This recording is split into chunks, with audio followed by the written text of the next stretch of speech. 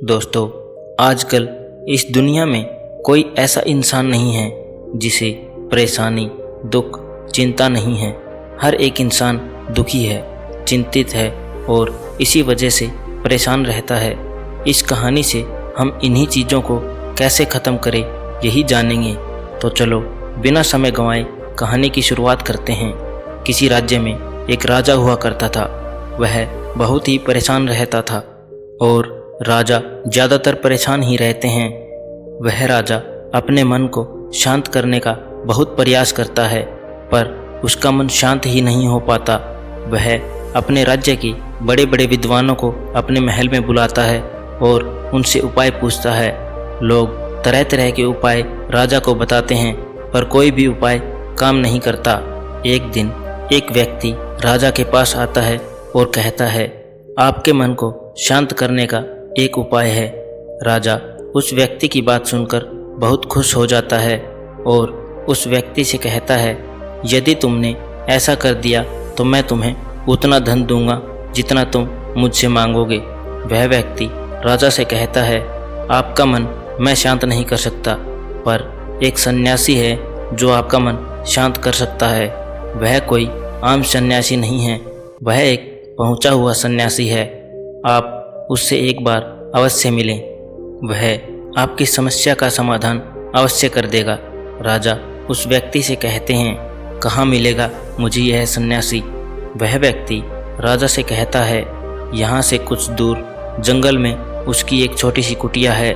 राजा अपने कुछ सैनिकों के साथ उस सन्यासी के पास पहुँचता है और उस बौद्ध भिक्षु से कहता है, मैंने सुना है आप बहुत पहुँचे हुए सन्यासी हो। बौद्ध भिक्षु राजा को अनदेखा सा कर देते हैं। राजा सोचता है कि शायद बौद्ध भिक्षु ने मुझे नहीं सुना। राजा फिर कहता है, मैंने सुना है आप बहुत पहुँचे हुए सन्यासी हैं, क्या आप मेरी समस्या का समाधान कर सकते हैं? बौद्ध भिक्षु राजा के कोई भी प्रश्न का उत्तर नहीं देते। राजा मन ही मन सोचता है कि बौद्ध भिक्षु उसे कोई उत्तर क्यों नहीं दे रहे हैं। राजा मुद्दे की बात पर आता है। राजा बौद्ध भिक्षु से पूछता है कि क्या आप मेरे मन को शांत कर सकते हैं? बौद्ध भिक्षु मुस्कुराते हैं और राजा से पूछते हैं, तुम्हारा मन अशांत क्यों है? राजा कहता है, वैसे तो मेरे पास कोई भी चीज़ की कमी नहीं है। धन मेरे पास इतना है जिसका मुझे कोई अंदाज नहीं है। सभी सुख सुविधाएं हैं। लोगों के मन में मेरे लिए आदर है। मैंने बहुत सारे दान पुण्य भी किए हैं, पर बस एक चीज़ की कमी है, मेरे अंदर मेरा मन अशांत रहता है। यदि यह कभी कभी शांत भी हो जाता है तो यह फिर से अशांत हो जाता है। क्या आप मेरे मन को शांत कर सकते हैं? मैं बड़ी आशा लेकर आपके पास आया हूँ। बाकी तो मैंने सब उपाय कर लिए हैं, बस आप ही मेरी अंतिम आशा हो। बौद्ध भिक्षु उस राजा से कहते हैं, बिल्कुल मैं तुम्हारे मन को शांत कर सकता हूँ। राजा बहुत खुश होता है। राजा कहता है, उसके लिए मुझे क्या करना होगा? बौद्ध भिक्षु मुस्कुराते हैं और कहते हैं, कल सुबह तुम मेरे पास आना, पर ध्यान रहे अकेले आना। राजा कहता है, ठीक है, कल सुबह मैं आपके पास आ जाऊंगा। बौद्ध भिक्षु कहते हैं, पर एक बात और ध्यान रहे, अपने अशांत मन को अपने साथ लाना। राजा सुनकर चौंकता है और सोचता है, यह कैसी बात कही बौद्ध भिक्षु ने। राजा कहता है, आपने क्या कहा? कृपया करके एक बार और बताएंगे? बौद्ध भिक्षु राजा से कहते हैं, तुम कल सुबह जल्दी आना और अपने अशांत मन को साथ लेकर आना। कहीं ऐसा ना हो कि तुम अपने महल में ही छोड़ आओ। राजा सोचता है कि वह व्यक्ति कोई पागल तो नहीं, पर क्योंकि अब राजा के पास कोई और विकल्प नहीं है, इसलिए वह सोचता है कि एक बार प्रयास कर ही लेना चाहिए। अगले दिन राजा अकेला सुबह सुबह बौद्ध भिक्षु के पास पहुंचता है और कहता है, भगवान मैं आ गया। बौद्ध भिक्षु उस राजा से कहते हैं, तुम तो आ गए ठीक है, लेकिन तुम्हारा अशांत मन कहाँ है? लाओ मुझे दे दो, मैं उसे अभी शांत करके तुम्हें दे देता हूँ। राजा कहता है, आप यह कैसी बात कर रहे हैं? आप इतने पहुँचे हुए सन्यासी होकर यह भी नहीं जानते कि मन कोई ऐसी वस्तु नहीं जिसे मैं उठाकर आपको दे दूं। मन तो मेरे भीतर है। बौद्ध भिक्षु उस राजा से कहते हैं, ठीक है, बैठ जाओ और अपनी आंखें बंद करके उस अशांत मन को अपने भीतर खोजो। राजा अपनी आंखें बंद करके उस अशांत मन को अपने भीतर खोजने का प्रयास करता है।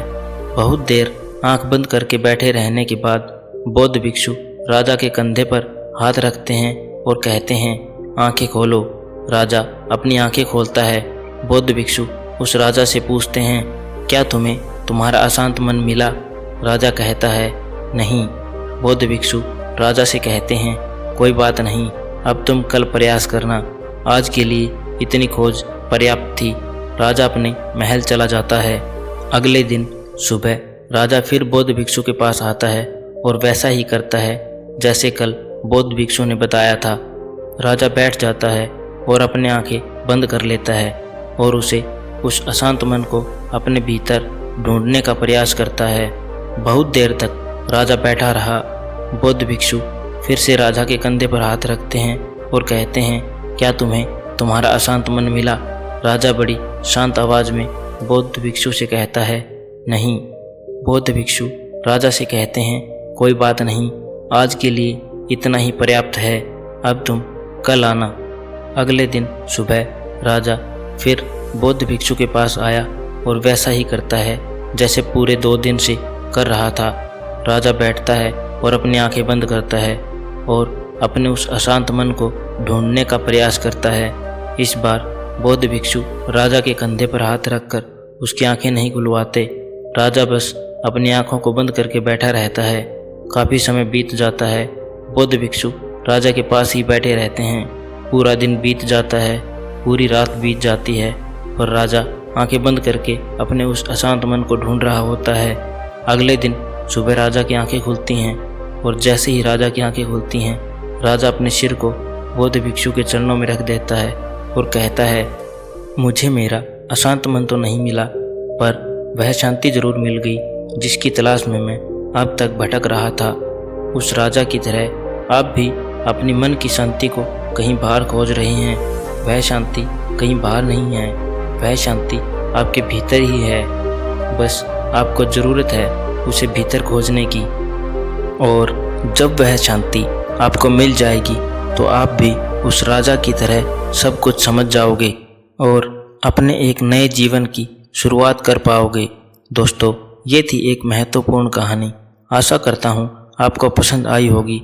अगर हाँ तो कमेंट बॉक्स में ज़रूर बताना, और अगर आप चैनल पर नए हैं तो चैनल को सब्सक्राइब कर देना और घंटी का बटन दबाना मत भूलना। थैंक यू दोस्तों।